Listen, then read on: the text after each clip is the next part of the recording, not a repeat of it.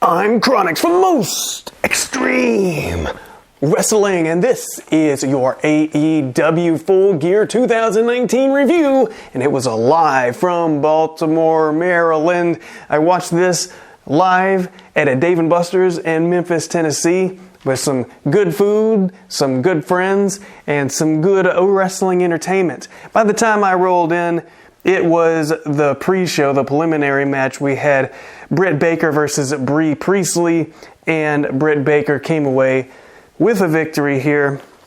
And that wasn't too surprising for me, because if you've seen my predictions and scenarios video, I picked it. You know, I think I got every match right, except maybe for the Hangman Page and Pac match.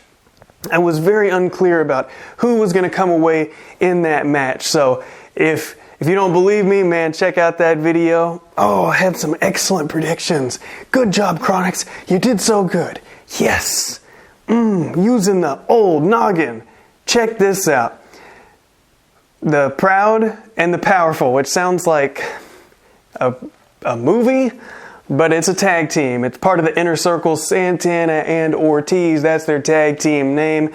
They were taking on the Young Bucks. So this is a really good way to kick off the night with some high action, some high energy, some high flying.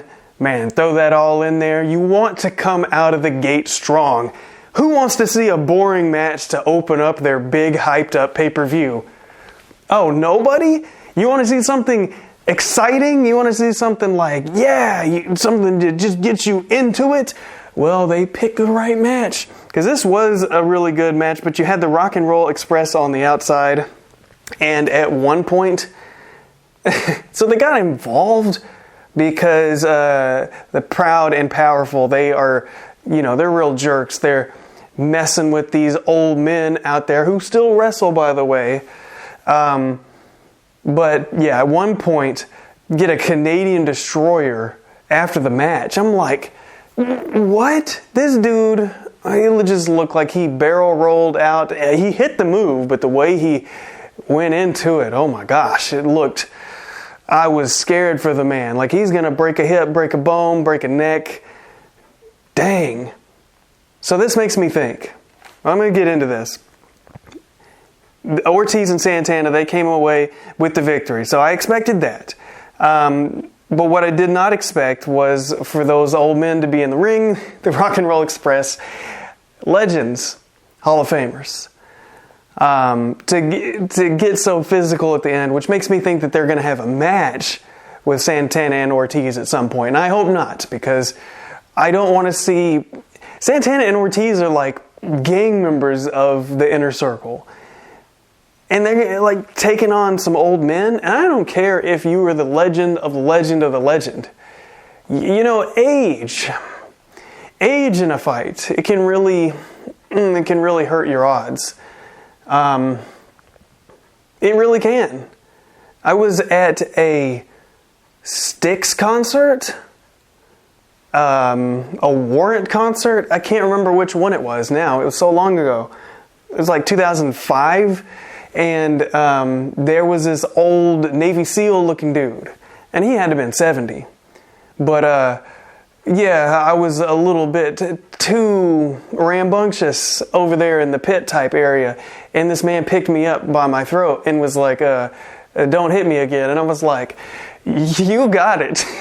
So, yeah, old people can definitely kick your ass. But if you have a younger Navy SEAL taking on an older Navy SEAL, I don't know.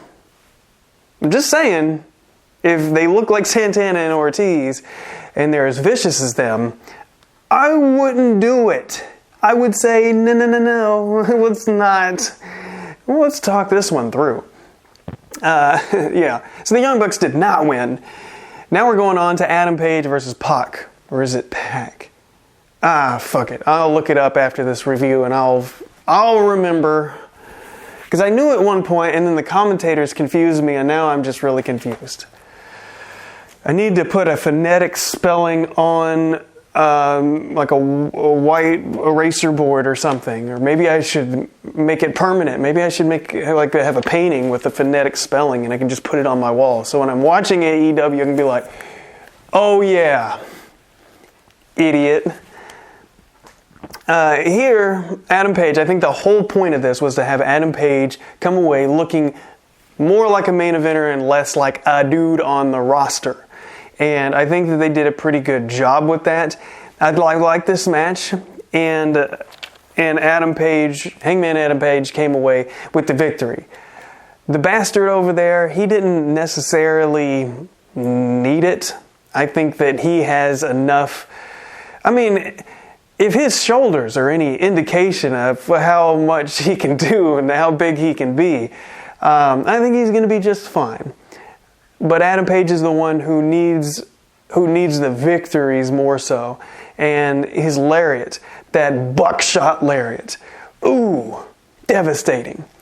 I wonder why this dude, Adam Page, doesn't wear cowboy boots. He wears some Fox cowboy boots, I guess. You know, they kind of look, they're wrestling boots. They just have some of the designs that you might find on some cowboy boots. Maybe he doesn't find those to be comfortable, and maybe it would be weird to have like a very realistic cowboy boot with like soft bottoms on them. I don't know. But yeah, I like him. I think there's more that they can do with him. I think there's more development they can do. And from an aesthetic standpoint, I don't know if he needs a vest or needs a hat or needs the boots. Maybe in his backstage segments he looks a little more cowboy, because you can't run around saying, "Oh, this cowboy shit," when you don't necessarily have a lot of cowboy stuff going on. I mean, you got the scarf and I could just use a little bit more. If I was going to call myself cowboy whatever, and I just kept doing this, and you're like, well, I mean, he's wearing a shirt that might be considered Western. I don't know. But that's all I did. You would think, nah, man, I don't buy it. So, I like Adam Page. It's not that bad, but I just think he could have a little bit more on that. That's all I'm saying. Shawn Spears versus Joey Janela. I said, boy, Shawn Spears, he's winning this. Why would Janela have a chance of winning in this match? You got Shawn Spears looking cold as hell coming out. And he's still got the 10, so I guess he's still going to keep the perfect 10 thing from WWE, even though he can't. I'm assuming he can't say perfect 10. I'm assuming that they're not going to say it. He's not going to have it on him. Well, why still have the 10? It's just like to remind people that you used to be something else? That's weird. It's like you're keeping a badge of honor from your previous life. I don't know, it just seems a little bit strange to me. But I like his entrance as the chairman, sitting on the chair with his hood down. Tully Blanchard comes out looking like a freaking MFing heel. He comes out there, and I know he's older, but he has not lost none of that swagger. He looks so badass walking. He was just walking, and he looked like somebody you did not want to mess with. Like, this guy, avoid him. Let him pass, let him go. Hey, this dude is not up to no good. He's got some nefarious, some bad stuff, some bad juju going on over there. Just let him do his shady business away from you. Tully Blanchard, he helps Shawn Spears do a spike pile driver to the outside, and I said, ugh. Still helping people do double team moves. So that was funny. He's over there in a suit, and yeah, he looks like a badass. And Shawn Spears, by proxy, he looks like badass as well. And Shawn Spears he's very professional. He's very, I'm going to get the job done. I'm going to do what I need to do. And I think Tully, in the way he acts, it just fits. This is the no nonsense. We're the best. We're here. We are. I'm the man with the man. That's a terrible moniker. I hope no one ever uses that. but Shawn Spears, he's rising up the ranks, and I think that's awesome. He's really good. So I really liked that. Now, this was not no 5-star match or anything, but it did exactly what it needed to do. So that's awesome. SCU versus Lucha Brothers versus Private Party. And the Lucha Brothers, man, I really like them. I really like the face paint, and I like the mask. I like the outfits. One of the Lucha Brothers, I think it was Pentagon Jr., I can't remember. Driving home, getting home at 2 a.m. and then getting up early to record the review, it's like, I probably should have sat there and took notes, but, I didn't want, like, the wrestling fans around me being like, is this motherfucker taking notes? And I'm all like, so, yeah, they ran the ropes, and I thought, is he going to run around the entire top rope? You got some hella balance to do some stuff like that. And this was a entertaining match. They were high flying. I thought that they were going to be a little more high flying, but they have seemed to tone that down a little bit. So I don't know if AEW is making a conscious effort to be like, yeah, well, we probably should tone down the amount of flippy doos, because people are really talking about that more than some of the really good things that we're doing involving storylines and character development. So I think there might have been a memo. They said, hey, maybe have a little bit less, because it's okay to have a lot in one match, but every match it's a little bit much. But the Private Party, we all know why they were in there. Not because they had the 3rd place medallions, which is so dumb. And then you had the 2nd place medallions, I think, on the Lucha Brothers. What? I don't know. No. The explanation's stupid. I hate that. But Private Party, they got pinned by SCU. So, great prediction by me. Yes.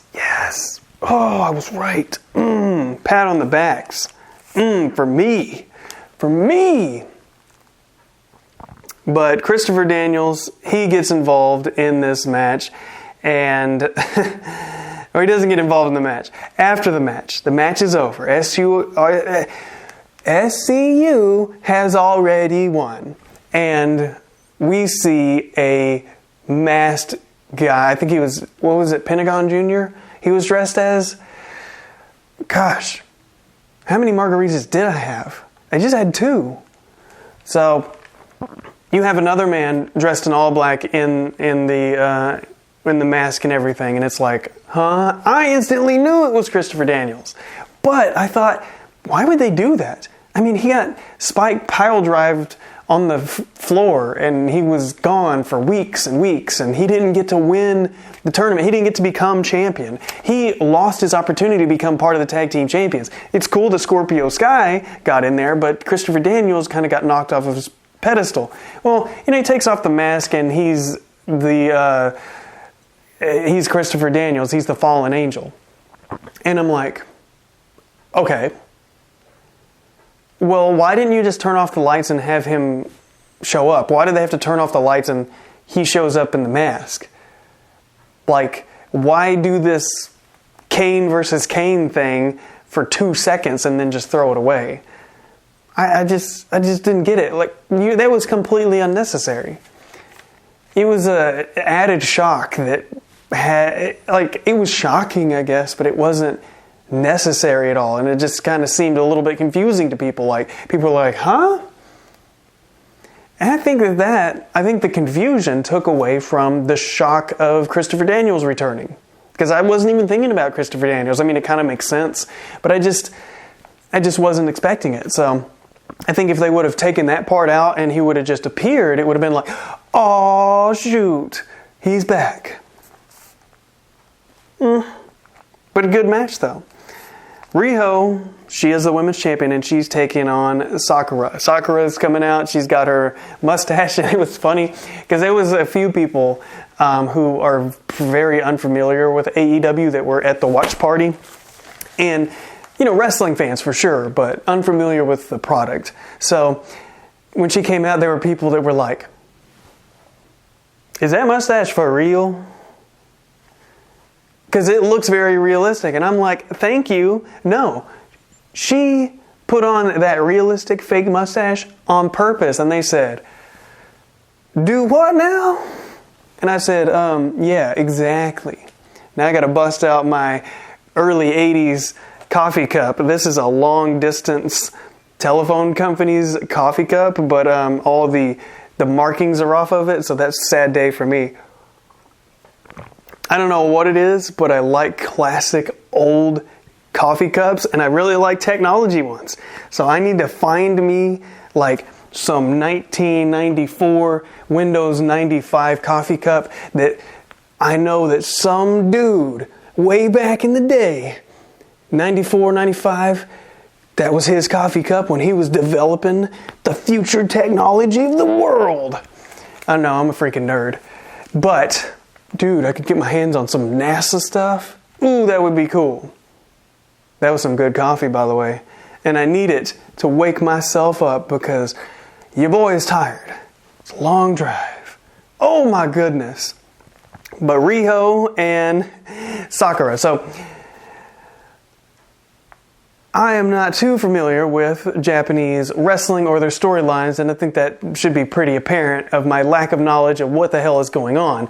Apparently, Sakura had trained Riho. They had all of this going on with them. They have all this history, and I thought, oh, that would have been something nice for us to be shown on AEW Dynamite.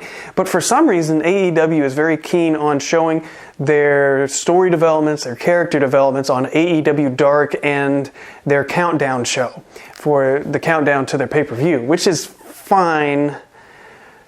But I think that you need to condition the audience to expect to go to those alternative sources for information, or you got to mention it at least on television. Like, really, you got to do it on TV, or you got to tell people where to go to find that stuff. There's not like a super simple solution to that. You can't just be like, well, if you want to know why you should care about this storyline, go to our YouTube page. Because that's kind of like, you can't do that. You got to do something that makes people enticed to want to go find out what's happening. And if they want to know more about this very serious storyline that you absolutely should care about, well, we have a full documentary on YouTube exploring all the ins and outs of this particular subject. And I think that that's what they should do as far as character development, because there are times like in this where me, being me, not knowing about Sakura and not knowing about Riho, I'm just watching and I'm thinking, well, why are they wrestling? Why they got problems? Like, what's the story here? I didn't know any of that. And it could have been mentioned on commentary, but I obviously missed it. But Sakura, she was crying, she was in tears, and that's really the point where I was like, why is she crying? Oh yeah, on that YouTube thing, okay.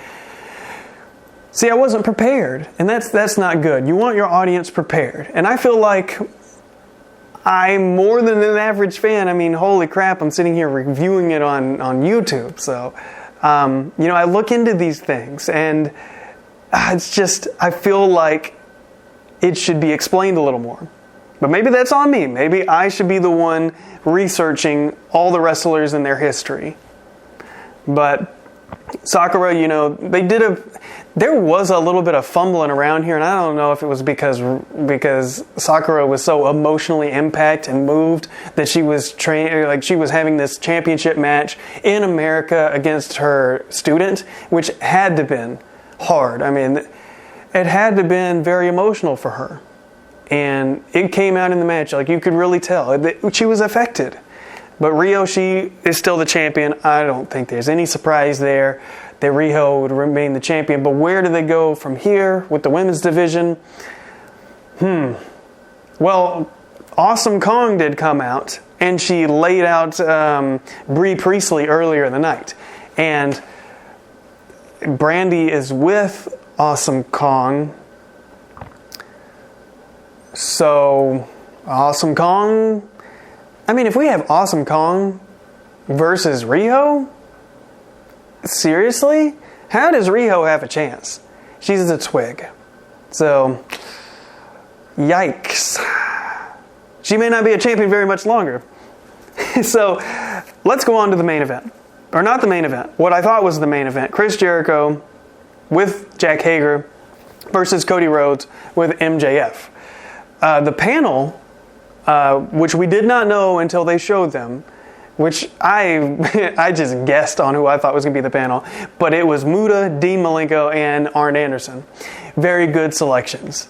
Yeah, I thought that was excellent. And Chris Jericho did talk mess to Dean Malenko, and I said, hey, not good thinking there, because if it does come to that time limit draw, which I thought it was going to, well, it's going to hurt you probably to be insulting the judges.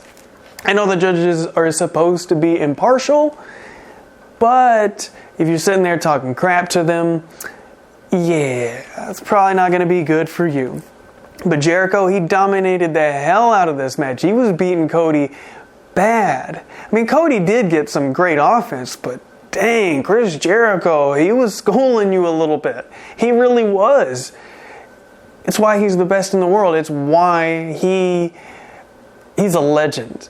And you cannot take that away from him. Cody Rhodes, he's cool. People like him. He's good. He's really damn good. When you got The Rock praising your promo on Twitter, yeah, you're pretty good. But Chris Jericho, he's been around the block. He's been all around the world. And he's been the king of the world. And he's still the king of our hearts. Because Chris Jericho is freaking awesome. So he was in there, and yeah, you got to pack your lunch is what I'm saying. You got to put on your weightlifting belt, Cody Rhodes. And guess what? Chris Jericho's got his own weightlifting belt.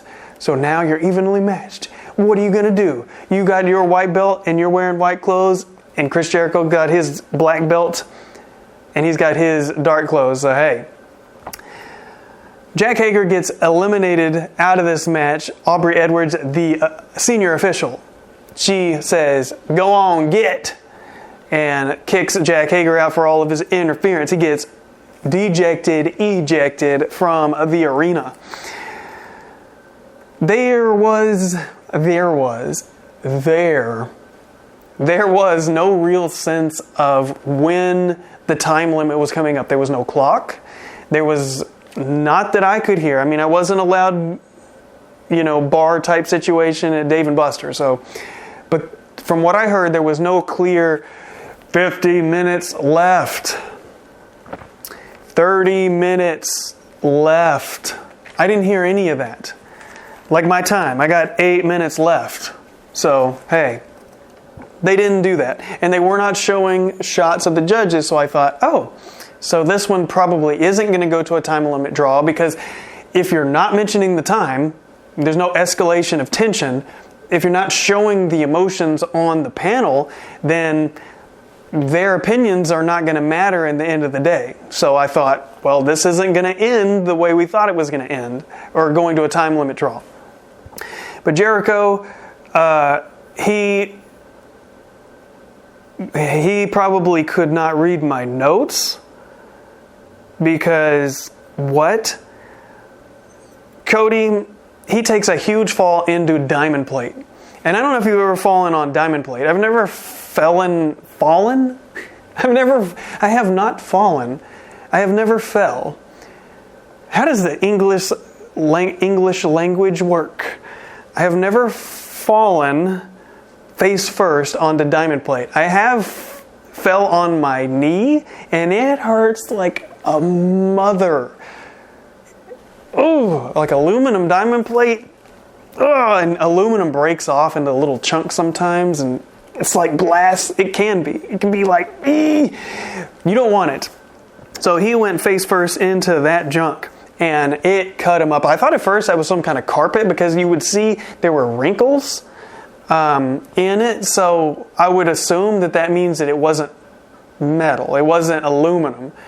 It was some kind of something else. But damn, it must have hurt, because the rise in the bumps, it still got him, even if that was plastic. Yeah, that looked like it freaking hurt, and he was bleeding bad, and they had a referee kind of get the blood off of them. So I don't know why they were trying to get the blood off of them. Typically in wrestling, you want as much blood on you as possible, but maybe they were trying to appeal to a more bloodless audience. I don't know. But Cody, he was pretty freaking messed up, and Chris Jericho continued to, if it came to a decision, it would have had to been Jericho, because Cody was bloody, he looked like he was hurt, and Chris Jericho was kicking his ass. But it comes down to it, and MJF tosses in the towel. And I said, yes, this is a storyline I am interested in. Now, he throws it in initially as a way to be like, hey, this dude, he needs to stop. He's going to kill himself. He's literally going to kill himself trying to win this championship, trying to beat Chris Jericho, trying to prove himself. But Cody, he's disappointed. He can't even look at MJF because he's so freaking mad that he lost the match and the MJF threw in the towel because, he hadn't given up yet. He wasn't ready to give up. Somebody else gave up for him. But Cody, he kind of looks like he's going to be cool with it. He's like, you know what? Maybe you're right. But no. MJF low blows Cody, and bam, now we have a great storyline to go into. MJF walks off, and I cannot wait to see where they're going to go with that. So that's exciting. That's something that we need to hear on Wednesday night. On Wednesday night, we need to know why MJF, why did you do it? Why did you do this to your friend? Jon Moxley versus Kenny Omega. This is a non-sanctioned match, so the outcome doesn't matter. It doesn't matter in the ranking system, and no matter who wins or how spectacular this match is, it has no bearing on their status in the company. This is just about retribution. This is just about getting back. This is personal. And they made it the main event, so that was interesting.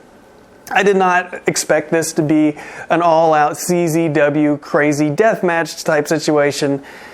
It was a little more extreme than I was anticipating, but this has to be the most extreme match here in AEW so far. There was a barbed wire broom, barbed wire baseball bat, there was tables, chairs, there were trash cans, trash can lids. At one point, Kenny pulls out a bag of broken glass. The same broken glass that came from the table he was put through. And I said, ooh, poetic justice. He pours this glass all over the place. And everybody's cutting themselves, cutting their hands. Jon Moxley's getting thrown on this. We got folks in submission holds crawling through glass. Ooh, this thing was like a horror film. I was just tense. I was freaking out. I was like, oh my God, no! The whole time. It was just so freaking brutal. At one point, the Young Bucks and the friends come out and pull out this barbed wire bed. And they go through that, and I'm thinking this has to be the end. But no. Somehow, they survived that. I thought they were going to have to cut them out, but they had people pull them out. Then they went through an AEW sign, breaking it. Going through wood and plastic or whatever that was. I thought that was it. But no, somehow they're still alive. They go back to the ring after they've cut like their hands with the barbed wire. They cut their face. They've cut their back. They've punctured their back. They've stomped it into them. Barbed wire freaking everywhere. And they got glass. They put glass in Jon Moxley's face and he's going to kick him. Like, what are you doing? Jon Moxley starts ripping apart the ring, tearing it apart, tearing the apron off, taking the canvas off, taking the pad off, and then wrestling on the damn exposed wood. I thought that this match was too damn far. I thought, how can you ever top something like this, and why would you want to? How could two men survive this shit? And I swear, if they have to keep these men off of television for a while. Because if this match didn't destroy their bodies and make it where, one, they should not be wrestling at least for a month. But really, they shouldn't even be at the show, I would say, for a couple of weeks. Maybe have a sit-down interview with them where they're looking pretty damn hurt. But if you can just go through all this shit and then show up the next week and walk normally, no, I don't buy it. This looked freaking brutal, and they have to be hurt for real. This is crazy. This was crazy. I felt like this was too far. But it was Full Gear. And it was a very damn entertaining match, though. So I really enjoyed it. I am out of time, so I'm going to have to catch you guys next time.